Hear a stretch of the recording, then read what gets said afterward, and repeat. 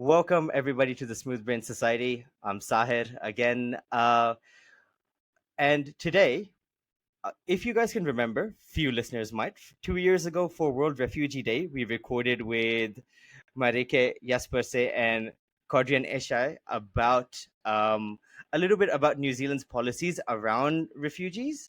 And today, Kodrean was very gracious to come back on again with Luis Perez. They both are part of an organization called Voice of Aroha. Kodrean did mention it before, but I'll kind of talk you through it again. So, Kodrean Eashae is the CEO and founder of Voice of Aroha, and Luis Perez is the chair. So, Voice of Aroha is an inclusive platform amplifying the voices of a variety of communities and their perspectives on many topics. Um, their team comes from a diverse background of former refugees who are based in Wellington, and their kind of platform brings about meaningful korero. So korero for people who are not from New Zealand means kind of discussion. So they bring to light the wider community through a range of discussions, programs, interviews. They have a podcast, they have a YouTube channel, and they host many events focusing on amplifying voices of marginalized communities.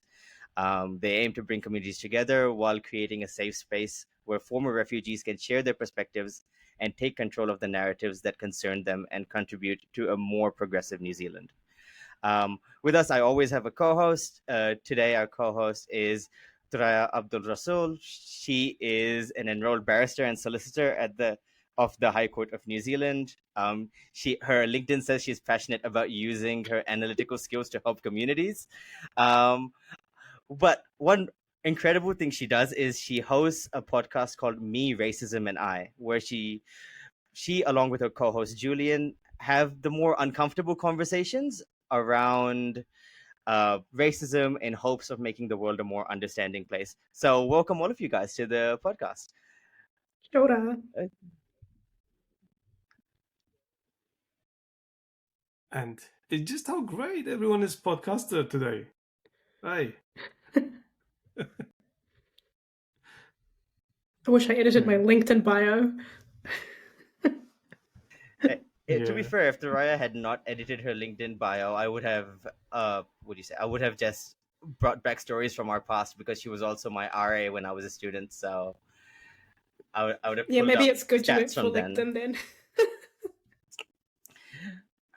All right, but because Voice of Aroha is all about highlighting the stories, that's why I didn't talk a lot about anyone's backgrounds. I thought you guys could introduce yourselves in more detail. I just thought I'd give more of a background of Voice of Aroha and then let you guys speak to it. So I don't know which order we want to go in, because I guess because Kodrean was here last time as well, he can start off first because I feel his would be the shortest, and then Lewis and Tara can talk about their backgrounds a bit.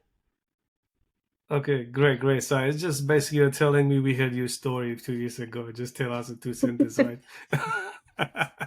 But hey, look, it's really great and glad to be again on your podcast. It's been a pleasure to be invited last time and this time as well. Thank you for everything you do. So you bring a lot of interesting corridors around there with a different perspective and people and professors and doctors there. So kia ora to Mahi there. And again, it's to the listeners, it's me, Kodrean Eashae. I'm originally come from land called Iraq for now. It is Assyria, there's Mesopotamia, there's kind of, you can call me, go back to indigenous people of Middle East or Assyrian people. So that's where my whakapapa go back and where it's come from. And so there's a lot of history out there. But my story have to New Zealand. I've been reunited with my family in 2018. Is that cut again? Yeah. Okay, guys, let someone else introduce themselves. I will just fix this internet. Sorry, Sahir. I will fix this. Sounds good. Lewis, you can go ahead then. Yeah, cool. I can go. So, kia ora whanau, ko Colombia te whakapapa rani mai, ko Ecuador te whenua tapu, ko te whanganui tara aho, ko te awakarangi o Eno Hoana. So my name is Luis. I descend from Colombia, for to indigenous tribes. I grew up in Ecuador, and I currently live in Wellington. I live in the Hutt, in Lower Hutt. So that's my introduction in Te Ao Māori. I'm a strong believer of indigenous rights in indigenous communities. So that's why I'm learning Te Reo Māori, and I'm in my Reo journey as well. So namihi nui to everyone that is listening to us. My story goes like everyone else's. Been relocated to Wellington 10 years ago with my family, and I've been here ever since. Done my studies, now done a lot of work. I have moved around the country here and there, and now we're part of Voice of Aroha with Kodrean, and just doing a lot of work in that community. So that's essentially my introduction. Kia ora, my name's Thoraya. I'm originally from Iraq, and I immigrated to New Zealand back in '95 with my parents when I was 1. We immigrated because we were fleeing Saddam's regime. So we got to Auckland in '95 and stayed put, didn't go anywhere else. I, in my teenage years, lived in Wellington, and then I moved to Hamilton, which is where I have stayed put happily, now not happily at the start. I guess like something that I'm going to assume that we all can kind of relate to, being immigrants and refugees in another country, is we probably have experienced some form of racism.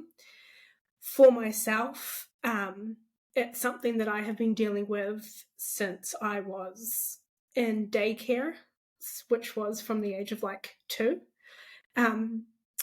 And I've kind of made it / been thrust into it being my life's work. I remember saying throughout high school that I think like the whole reason why I'm here is to create discussion and break down barriers between specifically the West and Islam, or the West and the Middle East. But I think largely it's between an us and them mentality. I think it's quite generous, or it gives me a lot of credit to say that this is why I've been put on this earth, or this is my purpose. I think the reality is I have suffered and dealt with racism so much that I kind of had no choice but to deal with it. I tend to be a screw the system, fight the man mentality. And as part of that, I have finally launched a podcast with my friend Julian called Me, Racism and I. And the idea behind that podcast is to have the uncomfortable conversation about racism in the hopes of making the world a more understanding place. And the reason why I say they're uncomfortable conversations isn't because I think they should be uncomfortable. I think just the reality of talking about something like racism invokes so much emotion, and people get defensive straight away, that it just turns out to be quite uncomfortable. But that doesn't mean that the discussions shouldn't be had. So I decided to do a podcast with a close friend of mine where we can have those conversations and just be really honest with each other and kind of push each other's limits on our thoughts in a safe environment. Because the last thing that I would want is to have a random person interview me and come from a different perspective and myself feel attacked. So it was really important for me to do it with a friend who I've already got that relationship with. So it's more of a safe space. Very good. That's nice. So, both the Voice of Aroha and Me Racism and I will be linked in all the show notes and everything for people, so for everybody to check out. But Kodrean's back. Kodrean, do you want to try for a third time? Yes, let's see. I will make it very short. Hey, kia ora, guys, and goodbye. I'm just joking. Okay. Let me try and say, because the government is talking about saving the power and it's electricity, so that's why my internet's impacting maybe this day. But, let's see. So, kia ora, guys. My name is Kodrean Eashae. I'm just glad again be back on this beautiful podcast. And my originally about my story, where I come from. I originally come from a place called Mesopotamia or Middle East or Iraq. And I'm from Assyrian community where we are the indigenous people of the land and the neighbors around Iraq, which is now is Iraq, Iran, Turkey, Syria. We have a part of each of those countries. History there, but I've been come as a reunification process of refugee to New Zealand since 2018, and I've been settling here in Wellington. And just last week, I got my citizenship. So that's my short story. Nice. Congratulations. Thank you. Nice to meet you, Thuraya. Whereas also we share Whakapapa to Iraq. And it's just lovely Yes, we do. to meet you. And also the other things is a cool stuff. We're talking about Voice of Aroha, which I have amazing friend here, Luis, and he's indigenous people to Amazon, right, Luis? And it's just a cool how all that where we come from, Middle East, Latin America, and Europe, and everywhere. Then we meet in this little island, which is Aotearoa, that we can find ourselves, we can find our history pathways together that align the stories of the indigenous people, the stories that bring us in this land, and the stories that we are creating on those lands. That's what is important after this. That's where I think the VOA can link to why is important the things we are doing, why is important to amplifying those voices, why is important to bring the diversity of different people that maybe they don't have a chance to speak up in a bigger media platform. So that's where we come from here. And that experience started when I faced this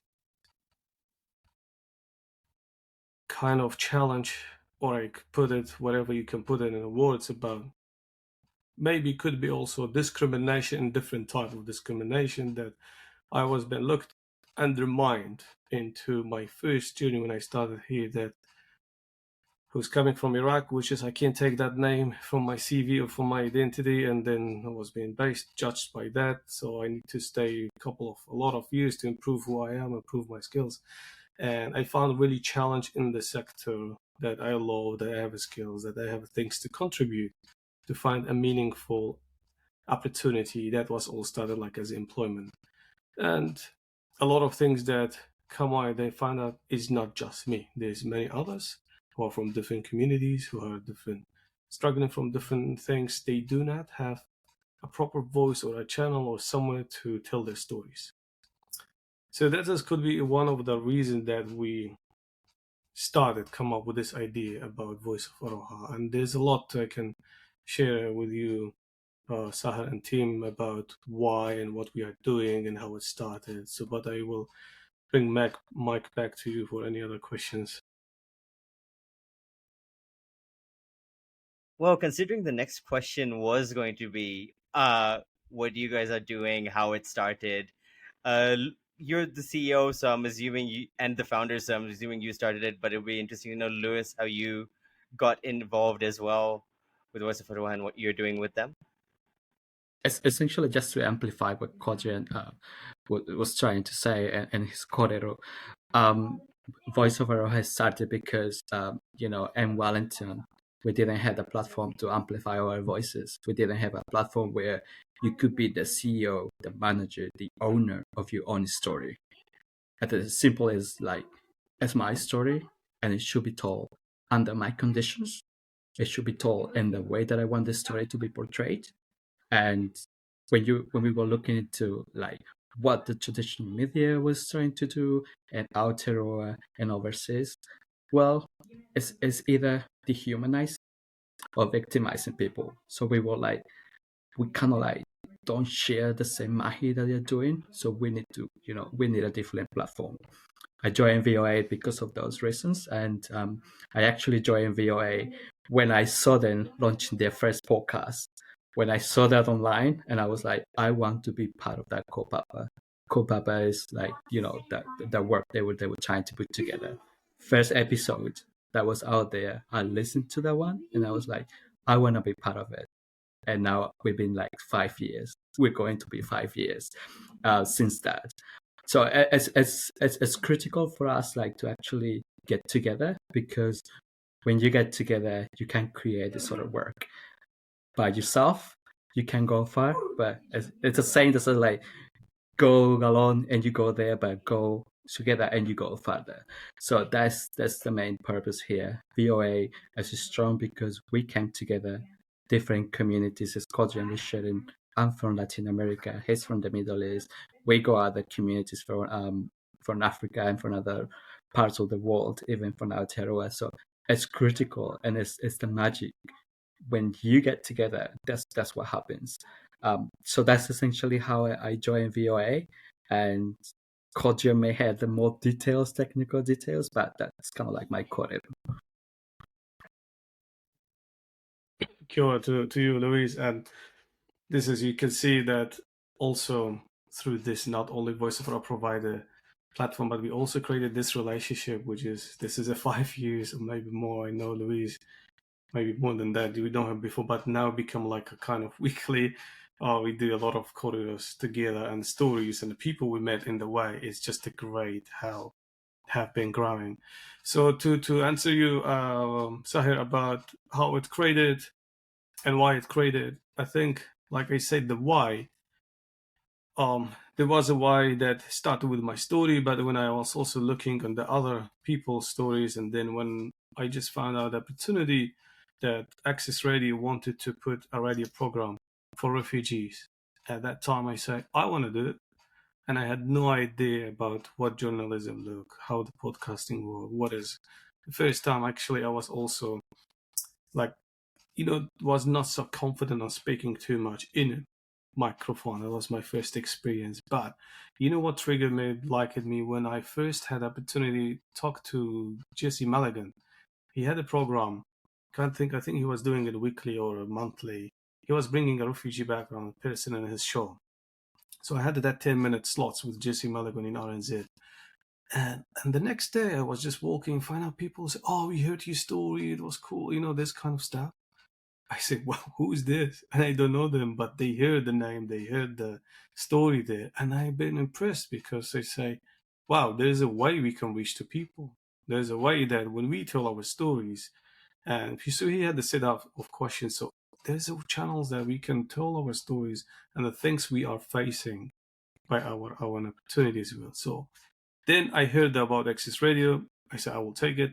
At that time, I had it. Also was losing my job at that NGOs. They were, when they run out from the funding, it was my contract 3 months and it finished. And I said, what I will do?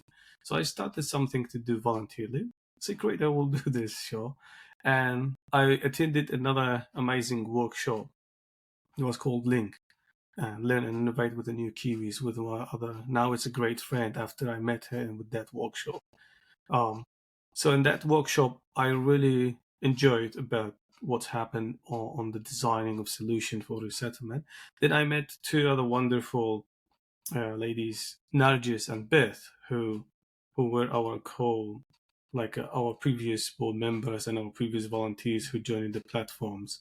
So I checked them, hey, there's something like this, do you want to do it? They said, oh yes, let's see. And so they were like a shy. First time someone approaching them, hey, invited you to come to my team. Who you are, Kodrean, to come. So it was like that how it's really started. I never met them, I just met them there. And then next day, I met other friends. She connected me with someone else in the university. Then, which is Juan. He's now in Colombia back, but he still do the editing now. Then I met Juan, and then another friend. She didn't join us. She was very busy. So I created like a 4 or 5. Then I had someone whose name is Hamid, which is our production lead now. He's an amazing person. His story have also created part of the why he increased my passion. I have to create this happen, because I was struggling to find meaningful job for him. The reason for that, I was working in an organization. We were I was community talent manager. We were trying to reduce barriers for refugee background who have the skills to have a meaningful job.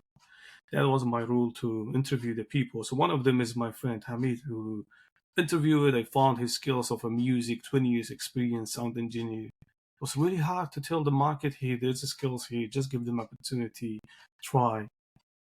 So this kind of stuff, I found there is something need to be changed. Then I looked around me, all the other organization providers. The narrative it was told about refugee is a wrong one. Always you see the trauma, always you see the sad side. Sad side. So despite this, they never show there was limited to show you a successful story, a positive things, things that what refugee background people are contributing, what they are doing, what is their kind of the stories need to hear, how they are contributing to community. This side was really not there.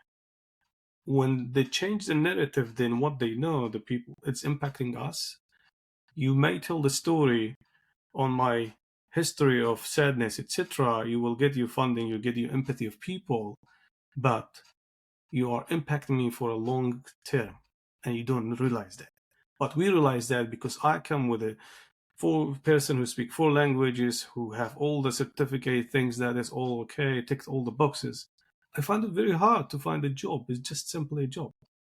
So that is that story, how it started from there, and breaking all these amazing people and find out there's people who grew up in this country because of their name, because of their background, they've been discriminated and racism against them. They couldn't get into specific jobs, or they've been treated differently into some spaces.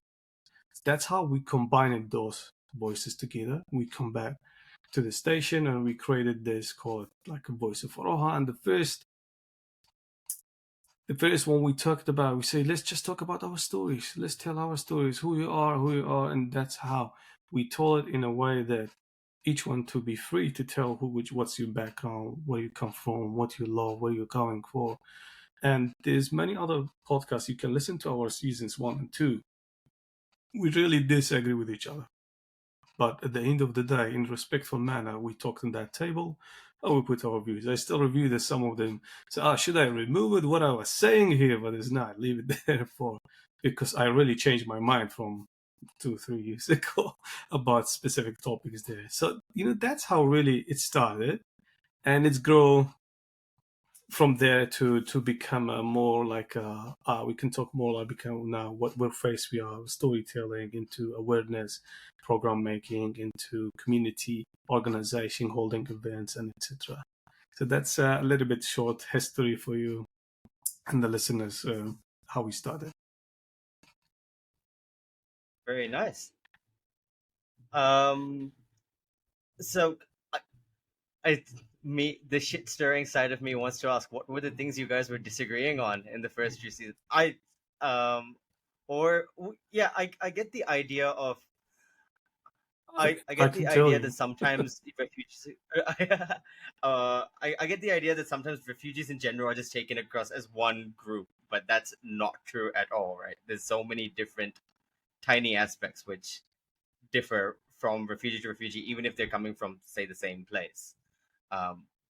But I, but also in the way I guess the host countries kind of treat different groups of migrants coming from different countries as well. I feel there's a big difference between that as well. But yeah, you guys can obviously talk more about it through the lived experience of it. Kodrean, yeah, you wanted to say something about the disagreements you had to begin with? Yeah, just the one story, and it was about race relation day. There was a topic we were talking about in a podcast. What is the race and who is the race? And so my friend was saying we are a different race, and I was arguing that we are one race. And what do you guys think? If I just test your ideas, just tell me, are we a different race or one race? What, like, was your friend a Syrian? Sorry? Was your friend that you were speaking to a Syrian? No, she was Iraqi and the other one Ethiopian. Okay. I would say no. Okay. Sahar? Ooh, I I would say yes, we are one race, but that's because I'd say I'm a very genetics person, and I think there is no. I that's what I do neuroscience wise, right? And I would say that in that case we're all the human race. We are one race. Okay, cool. But then when you go, but then I guess when you go into different things, I feel you can get into the nitty gritty of it in terms of when you go into like legal definitions and so on and so forth and how I people was behave. just going to say, you'd have to define what race actually is, because if we're coming at it from different definitions, we're going to have different answers, but that's an annoying answer in itself. Luis, what do you think? You see, this has already now become a topic for you. We already had this conversation before, and I just go. I guess like what you were saying before was right. Like if you're coming from the legal angle, then you probably say like, well, it's a different answer. But if you come from a community lens, then yes, we're just one race. Yeah. So basically, so this was the conversation about are we one, are we more, and how? Because that time, you know why I was really very I listened to that podcast again. So much defending on it, but I still like a belief on my definitions about why I call it one race and a human race. So the reason of this story we've been talking, and I was fishing for that one race because I really attended a Hui. I saw a booklet. In that booklet, they put like the people with different colors that they think we are different race and we are here to make a relationship with different races. The moment when you capture that book, when you pick it, of course, the kids who just grew up in this world, they will see that differences that you are trying to sell that differences to them. That was my idea because that's what happened. I was kind of, they didn't know much about race relation. All of these days are many. There's a lot of days in Ottawa are new to me. So when I saw that booklet, I say the cover of this booklet, there's something wrong here. If I had no idea about this topic, just because of the selling me this cover, you're trying to telling me and look at my friend and look at him. If we are different colors, then we are different races and etc. And then later on, I've been having friends from all different countries and stuff. I find what is the difference between me and the black and the white and etc. There's a different experience. There's a different privilege and etc. and stuff like that. But I did not find as a human that this person he don't have eyes, he don't have a nose and etc. I just found I don't know why if we are, and I'm a believer of as well. I say we are all come from one source, as a human source, as a human race. So that was kind of my understanding about this. And that's how I think my argument was let's try to teach that if we are one human race, the kids will grow up to see that ideology as a one human race. And it could be opportunity we reduce the racism, reduce the things we are creating, which is society people are creating to divide us between here and there and that. So that was kind of the arguments. We were having a hot conversations there. But again, I thought my friends who shared a beautiful corridor on that podcast, they really had their points, they had their arguments, and it was just a cool conversation. This is one of many other conversations. We talked about climate, but actually that time we talked about climate from indigenous perspective, how we can talk about it and etc. So there was a lot of other topics. I will stop here for now. There's points that I want to make, but I'm just conscious of the time. Kodrean, do you need to leave? Yes, that's what I'm thinking. So, hey, this is what we do, guys. All right, what we can do is I Kodrian. will just 3 more minutes for yeah, you. I'll give Kodrian I'll give Kodrian the mic again for a couple minutes. What we couldn't even cover the climate stuff, which we wanted to with you. Is there anything important you'd like to say before you leave? Any key things which you'd like to get across to our listeners? And we'll let you go, and we can talk with Lewis in a bit more detail after that. Yes. So Luis, he's the boss. He know all of these amazing journey of the 5 years. So go ahead with him. Specifically climate. He's the man of the climate, and go ahead with all of that. So let me just quickly say three things, or just a normal message in 3 minutes. Firstly, thank you so much. Lovely to meet you, Thuraya, and be with you again, Sahir. And I really love um, this podcast. I've been listening to some of the cool people time to time when I see them on Instagram. Keep doing those. Reels are good. What I want to say, Sahar, through this corridor, and you're having, there's a lot of we can talk about Voice of Aroha. We may touch base a little bit his history about who we are and what we do. There's other programs we do, and Luis will be touch base on talk or on them. And what I want really say, it's a World Refugee Day on 20 June. If this podcast going out that time, uh, let's celebrate our people not in just one day. Let's celebrate them every day. Let's celebrate them every week, and let's give them the opportunity that we want for ourselves. And as well, let's also say that refugee background or a refugee identity, they call it, some people, is not a choosing identity, it's a forced identity that many people do not want to go through this kind of scenario. We never really have understood what is it. But the challenges, I always say, is great opportunity, but let's remind ourselves that me and you, we could be one day a refugee to our neighboring countries and stuff. So the key here is to be kind. No matter what, to be kind. That's the one we need to be, no matter what, where their background has come with, to treat them in dignity and humanity, that to open our doors and hearts and to listen. The listening is the only key. Could be someone can give it for free. That's what you want to do, and that's I encourage anyone listening to this that to think about this. You might think kindness in this world is going well. Actually, whatever is going in this world is going crazy mad. But we always have a hope. We always have a kind. If also me and you decide to turn that one to be eagle, like some people right now are doing and genociding many other places, what's happening in Palestine, imagine what hope we will have. So I think I encourage just to listen to this word. Please leave the judgments out there. Let's create a hope. Let's create a kindness. Let's create things that's impossible possible. And let's bring the peace that the world is taking from us, that me and you, we can build it. We can build it through our ways, through the podcast, through the understanding, through that, at least the corridor. Invite your friend, invite your neighbor tomorrow. Let's have a coffee and talk about something that, okay, we are different, but we can share, see how we can live together, how we can do things together. So I think there's always a way when there's a hope, when there's a desire to make peace, desire to make things beautiful.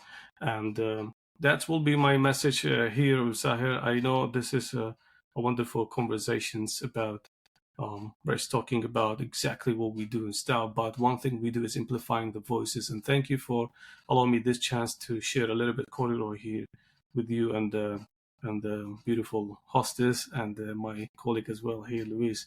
So I leave you in peace, and thank you again for the opportunity.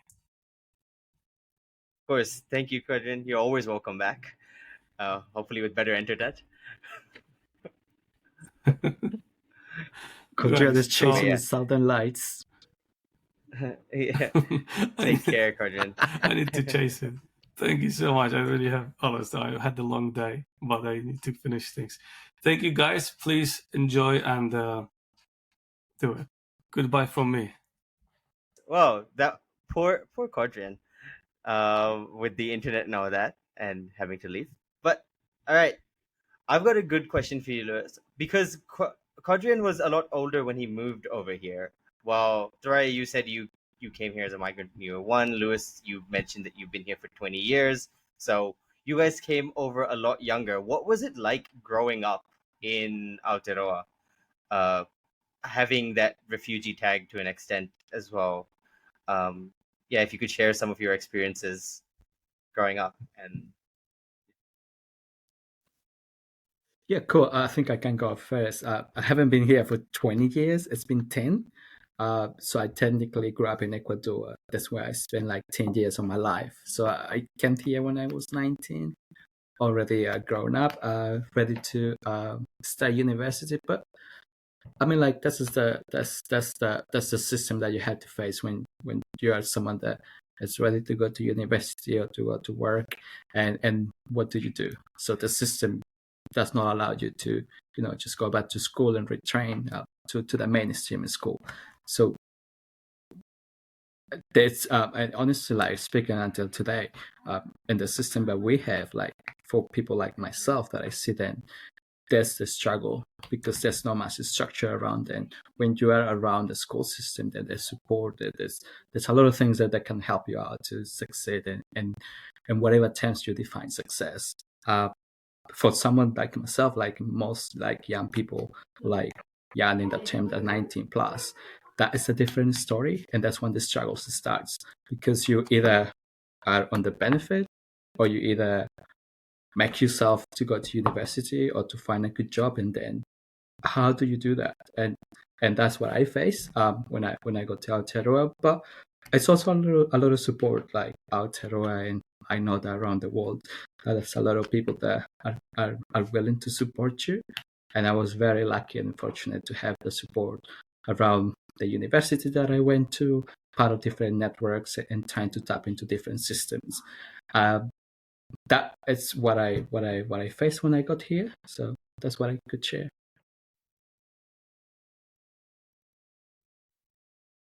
What's the question?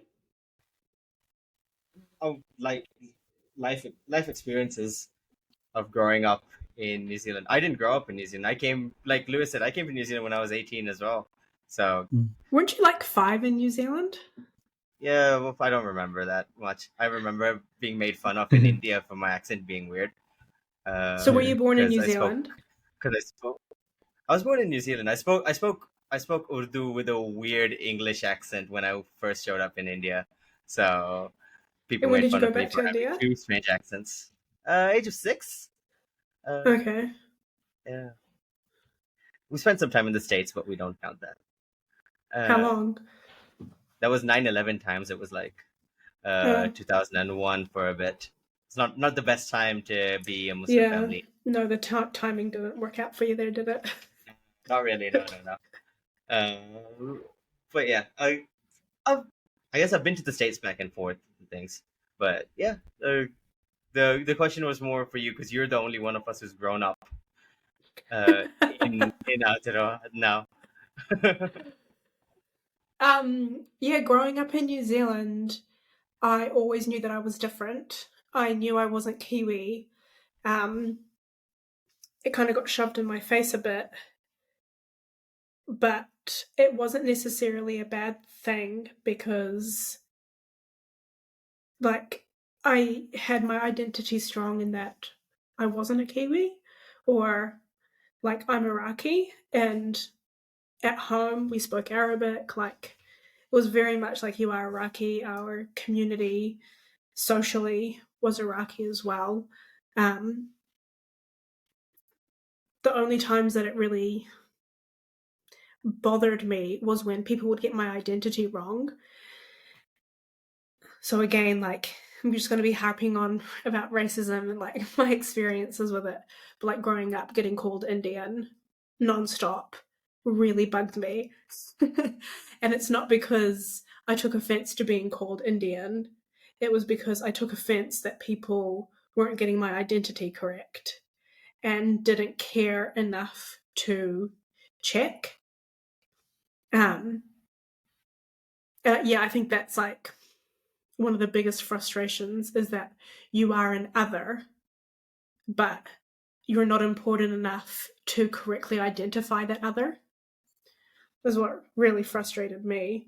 I'm really curious, Lewis, when you one of the things that Kodrean mentioned before he had to go was about how the refugee title or refugee label is kind of thrust upon you, and it's something that you don't have a choice in.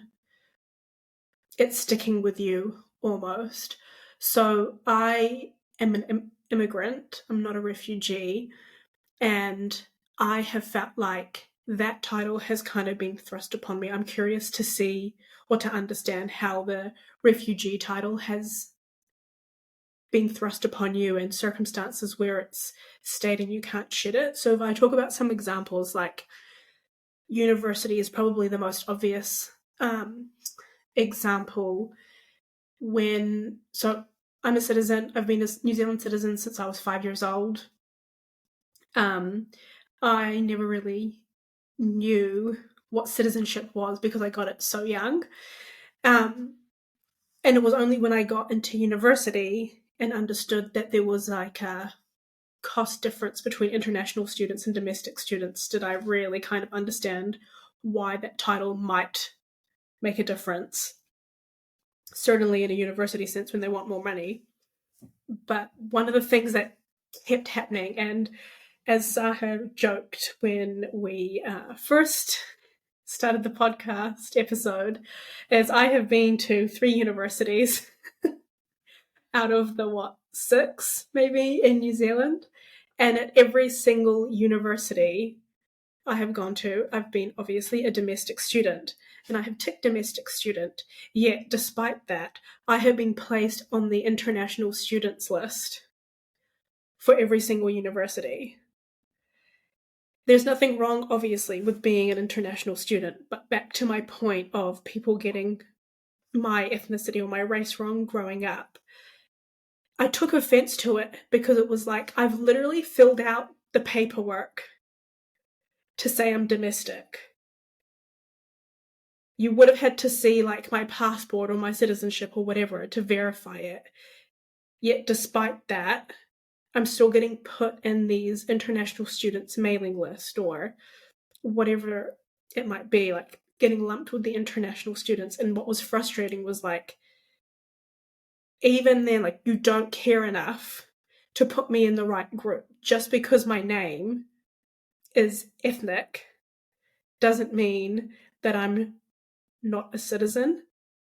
So I'm curious to see, like, as a refugee, are there circumstances like that you're faced with? Is it very frequent? That's a really good question because I'm one of the advocates to take the label away, and I would not allow anyone to put that on anyone. So I work in the youth space. One of the things that we had a conversation last year, and that was for the Ministry of Youth, Ministry of Youth, and they were trying to develop a new strategy.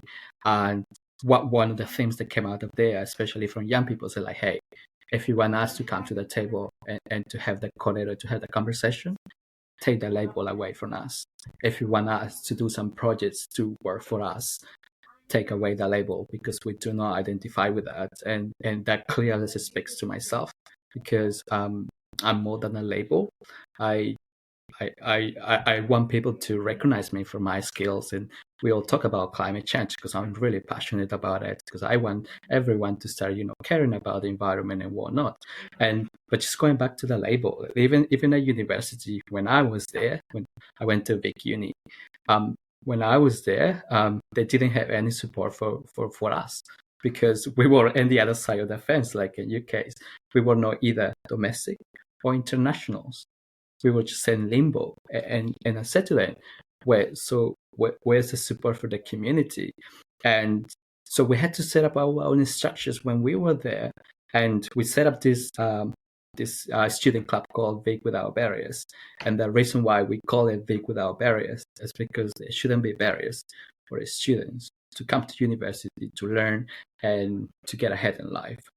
We didn't put the label in the name, and it was very clear from the students, like, do not call us like that.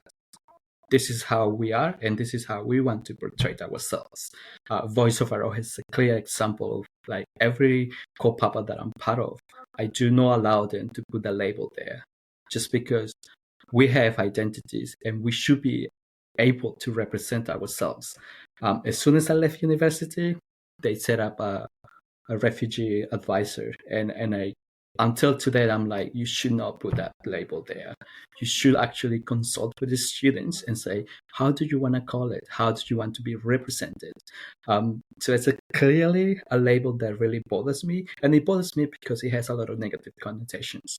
It bothers me because people have been dehumanizing them. because of your culture, because of where you come from, and those stigmas actually get you. And things that happened for me like 20 years ago when I was a little one, I just don't relate to it. I'm like, hey, I've been here. I'm working in the climate space. I want to talk about climate solutions. And that's kind of like the identity that I'm trying to push, the narrative that I'm trying to get across. And as I said at the beginning, everyone has a voice. Everyone should be able to represent themselves. We should be, it's time for organizations that work in the resettlement space. It's time for the organizations overseas that work in the refugee space to actually say, hey, it's time to change the narrative. It's time to actually be building something else. And I understand it clearly when it comes to, funders and donors and reporting and sending to the governments like, we're serving this category. But that's fine in that regard. But if you are representing them in the front line, you should be representing them as community members. That way that I represent is like, hey, I'm here doing my mahi, representing community members. Other organizations may call them clients. I call them community members because they are community members in my view. That's very well put. I get the issue of like, I feel it is a bit of an issue of a term which should probably just be left for like a politics funding kind of thing, that this is going to this community and you title it refugees, getting the kind of that kind of tag, just staying for that one purpose in sort of a hall somewhere, being like leaked out to like the general public and the connotations around it and it being labeled to you. To an example, it's yeah, it feels a bit like that, where there might be, for example, like you said, for funding, where it might be useful to have something on that line, if not that exact term, but something on this line. But for everything else, it becomes a negative very quickly. Especially because what Kodrean said, that anybody could be a refugee at any time. Like, you do not really have control over it. Like, we could have earthquakes in Aotearoa, and then all of a sudden, we everybody there would end up needing to move to Australia or something, and they would be refugees looking for new homes, and then they would have that label stuck on them for something completely out of their control. It's a really interesting conversation, and I'm trying to chase it. Just like bring it to the climate space because I'm really passionate about it. I went to a climate mobility conference last year, and it's a really cool label. It's essentially climate displacement. What's happening in the Pacific region? What's happening in our region? Well, our islands will maybe sinking in the coming years. Kiribati, Tuvalu, you name it. The interesting conversation that we got there was, how do you want to migrate? Do you want to migrate under the climate refugee, or do you want to migrate with dignity? And when they say like migrating with dignity, do we have a choice? And they're like, yes, we do have a choice. We have a choice or not to migrate under that category, under that label. They're like, we'd rather sink in here, die in the islands, than migrating without respect.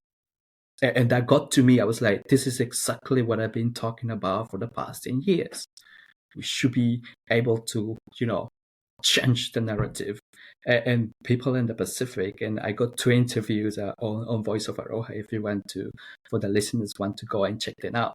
That's specifically from 2 Pacific leaders saying that we want to migrate with dignity.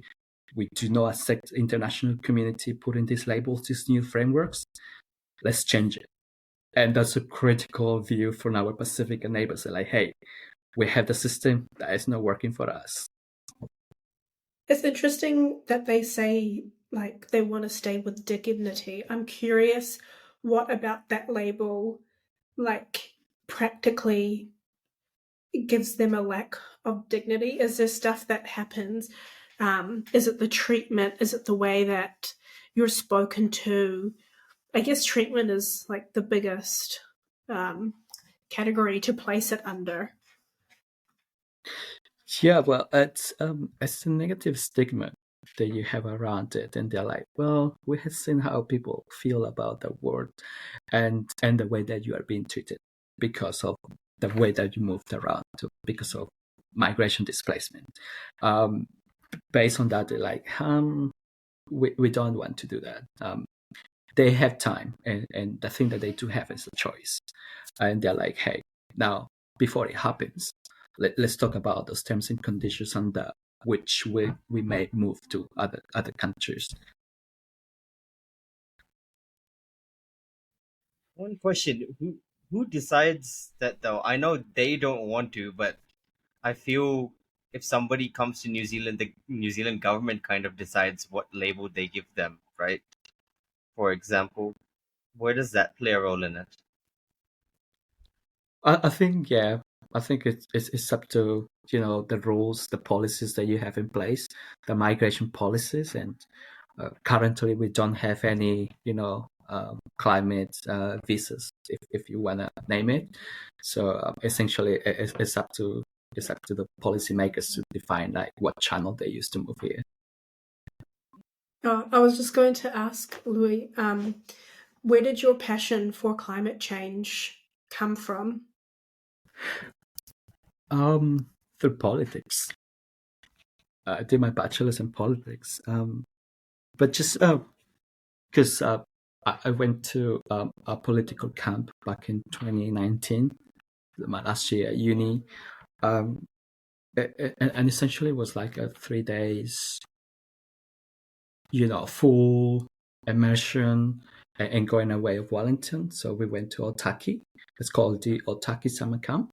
And we were like 250 campers. And at the end, the last day, they put out like a bag, and they were like, during just 3 days, this is the amount of rubbish that we produced.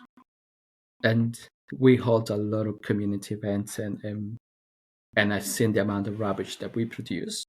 Like, we have fun, everyone is just like, yeah, the food is amazing, and the performances, and you enjoy different cultures. But when it comes to waste management and rubbish, then we produce a lot. So it got to my head is like, it is possible to, have those sort of like, correros and huis and be eco-friendly in the way. So my passion kind of like started there. Kodrean did mention, and clearly your passion shows, about talking to you about climate change and refugee and migrant inputs into it. We spoke a little bit about the visa side of things and the migratory route side of things. What about the sort of fixing it, things we can do to improve? What kind of work are you doing with there? What kind of correros have you had with people in that space? So we started the conversation around climate last year, and initially we just wanted to find out what was the input of ethnic communities in the conversation. And let's be clear and frank here that the climate change framework is a pretty Western framework. Yeah. So it doesn't have a second lens to be like, we should be addressing, this systematic problem in this way. No, it's only one lens. When it comes to our region, our Wellington region, so we have different councils, and I just went across reading their policies, reading what they're trying to do regarding climate change. And then when I was reading all of those policies and those aspirations to get to net zero by 2030, I was like, oh, that sounds really cool. But when I was reading the inputs, I miss out ethnic communities. I was like, but hang on a minute, where's actually the input of the communities? And then I went to Kodrean. I was like, Kodrean, we actually don't have the inputs of the ethnic communities. And at the time, we were having conversation with the Benicia ethnic community saying, well, if Wellington is becoming multicultural and 35% of the population in Wellington are ethnic communities, then we are missing those voices. And we need to have a conversation with them. We need to find out what they think about climate and how they want to, address it, and what they can do within their own bubbles. So we started having those conversations, and those conversations led us to our community climate training program this year, which essentially is finding solutions, local solutions from ethnic communities, addressing addressing climate change specifically to reduce emissions in the wider Wellington region.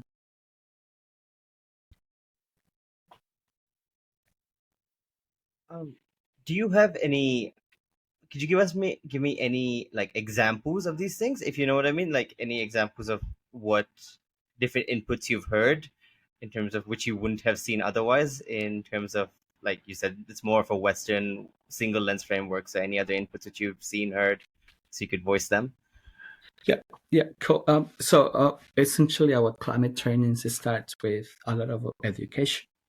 So it's kind of like climate change 101. What is it? What's the science behind it? And then we bring the Wellington City Council saying, well, those are the gaps in the system.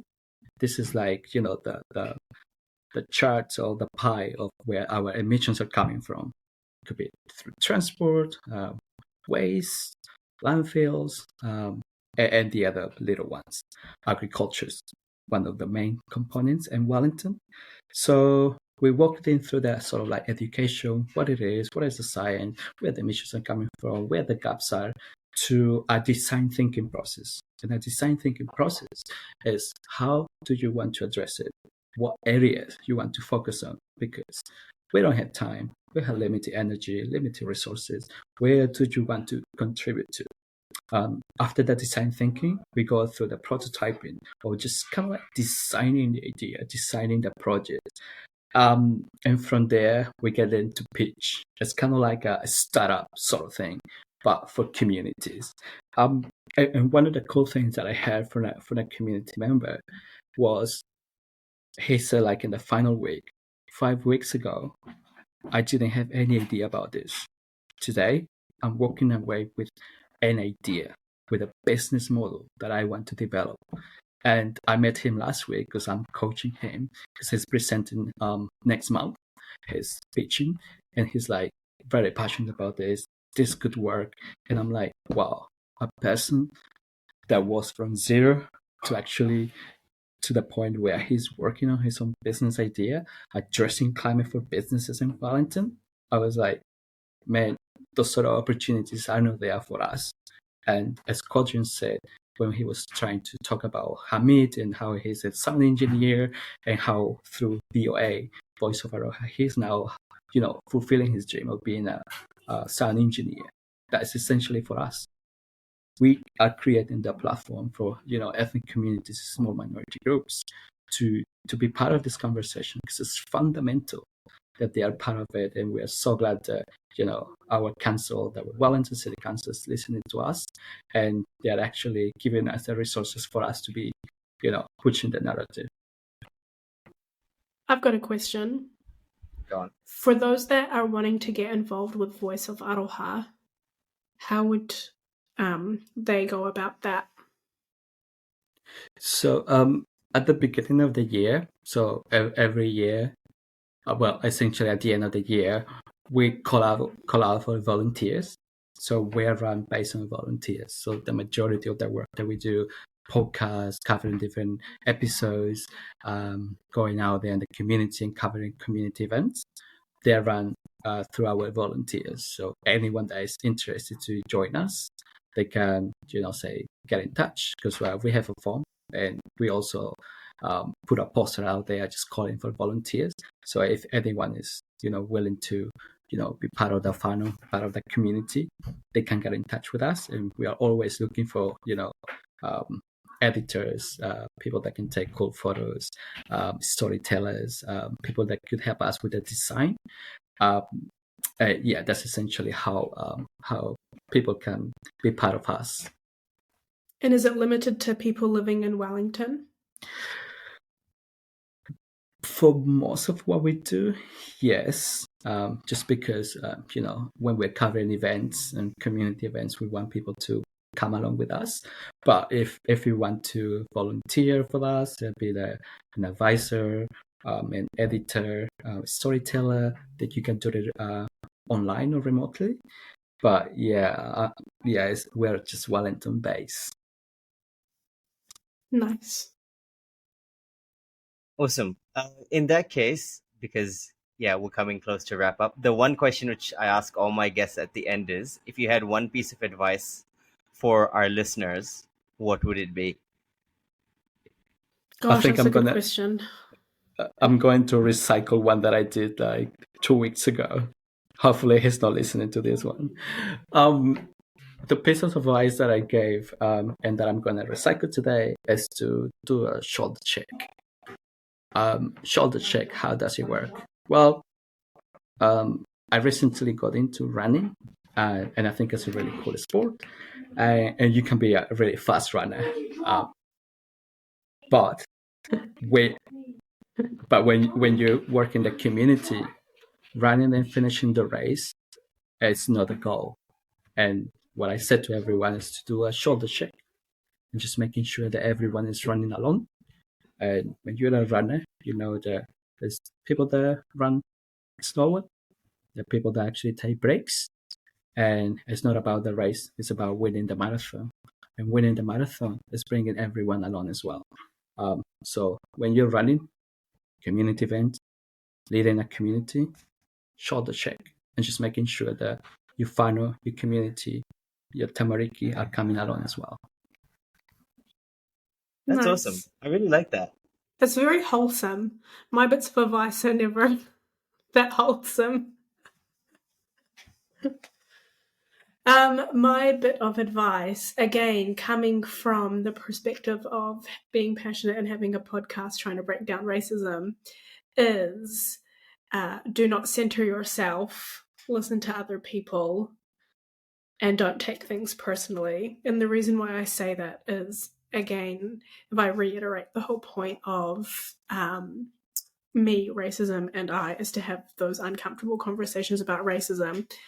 I think one of the reasons why racism topic can be uncomfortable is because people center themselves in the discussion, and that's what makes people defensive. It's what makes people dismiss those with lived experience, and they end up taking it personally when it really has nothing to do with them. It's just a matter of trying to have a discussion and help you understand someone else's perspective. So don't center yourself, listen to other people, and don't take things personally. Stuff. Awesome. But but listen to other people, listen to Thoraya's podcast and mine. Listen Are to you it with guys- a critical viewpoint. Are you guys on Spotify and other channels? Yeah, we're on Spotify, Apple, and I think even like Amazon. I just Yep. clicked yes to everything. Yep. So, yep. We're on Spotify, Apple Podcasts, Amazon. We have our own website as well, smoothbrainsociety.com. So all the stuff's up on there as well. And you can also, the podcasts are also up on Substack and on Patreon. So people can also go and listen to them there. You can find them literally everywhere and on YouTube. Nice. So yeah, we made sure that people have access to it no matter what, because the entire point of my podcast is that everybody should have access to information, and therefore we try to not hide anything behind paywalls and as much That's opportunity very as rare possible to for a get them around. PhD graduate. Very rare, yeah. I'm the one and only, I think, at this Yeah, point. the one and only that's Nah. like, here, have all my work. Yeah. I love it. Yeah. I need to do an episode on my actual work. I haven't done one yet. Then everybody will have my work. But yeah, until then, that one's gate kept. But awesome. Thank you so much, guys. Thanks, Lewis. Thanks, Toraya. Thanks, everybody, for listening. I don't know. Do you say Happy World Refugee Day? I don't think I don't think it's a thing to be like. It should be celebrated every day. So, Happy. as Kodrean said, and happy does not sound right. But yeah, it is World Refugee Day. When this uploads, I don't know when people will listen to it, because of course it stays up online for God knows how long, forever. But yeah, take care, people. And yeah, thank you. Thanks Thanks, for having guys. us. See ya. Kara, kakite.